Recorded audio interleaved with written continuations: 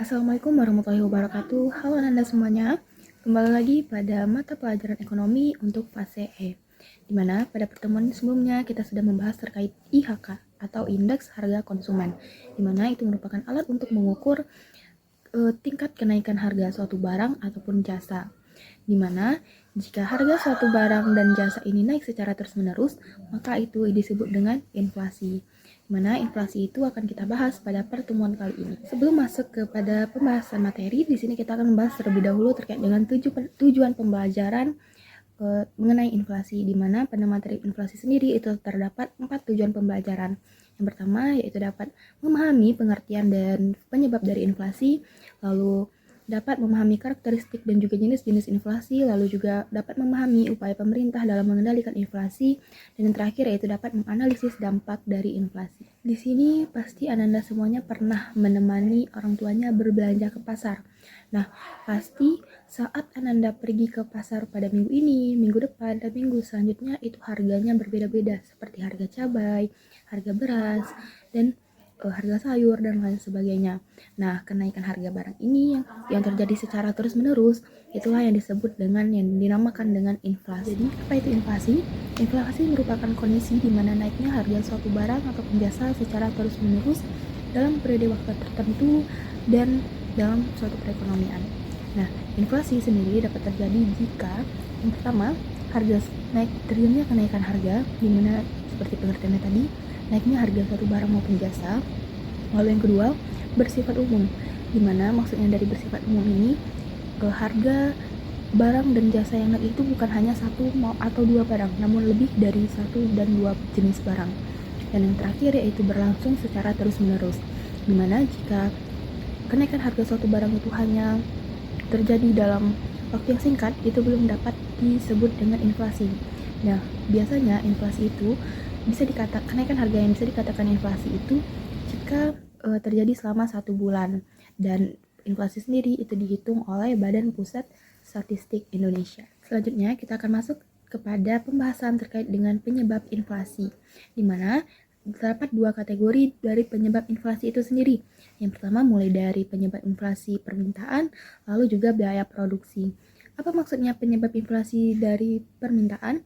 Yaitu kondisi di mana jumlah barang yang diminta itu lebih sedikit dibandingkan permintaan konsumen, sehingga barang tersebut menjadi langka dan meningkatkan harga barang tersebut.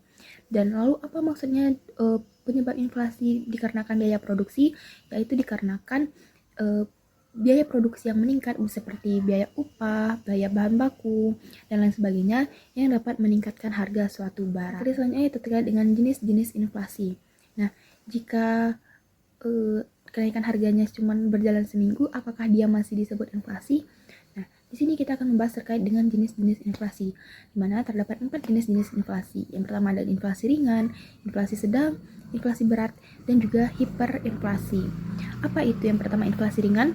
Yaitu di mana kondisi di mana kenaikan harganya itu di bawah 10% per tahun. Lalu apa itu inflasi sedang? Di mana kenaikan harganya itu antara 10 hingga 30% per tahun. Lalu ada inflasi berat, itu dimana kenaikan harganya sebanyak 30 hingga 100% per tahun.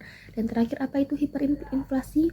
Yaitu kenaikan harganya yang sangat tinggi dan tidak dapat dikendalikan. Biasanya itu lebih dari 100% per tahun. Selanjutnya kita akan membahas terkait dengan dampak dari inflasi. Yang pertama itu turunnya nilai mata uang, dimana dengan inflasi dapat menyebabkan daya beli uang itu menurun, sehingga uang yang sama itu hanya dapat membeli lebih sedikit barang seperti daripada biasanya. Dan selanjutnya itu ada turunnya pendapatan real masyarakat sehingga standar hidup menurun, dimana jika pendapatan tidak sebanding dengan kenaikan harga, maka masyarakat tidak akan mampu membeli lebih kebutuhan, maka mereka hanya dapat menurunkan kebutuhannya sehingga standar hidup mereka pun ikut menurun. Dan selanjutnya itu ada ketidakpastian bagi pelaku usaha, di mana dengan adanya inflasi sehingga biaya produksi, biaya bahan baku dan lain sebagainya itu tidak dapat diperkirakan, sehingga pelaku usaha tidak dapat merencanakan untuk kegiatan bisnis mereka.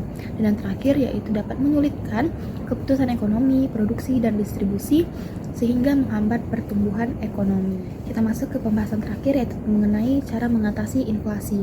Di mana untuk mengatasi inflasi itu terdapat 3 kebijakan, mulai dari kebijakan moneter, kebijakan fiskal, dan juga kebijakan lainnya.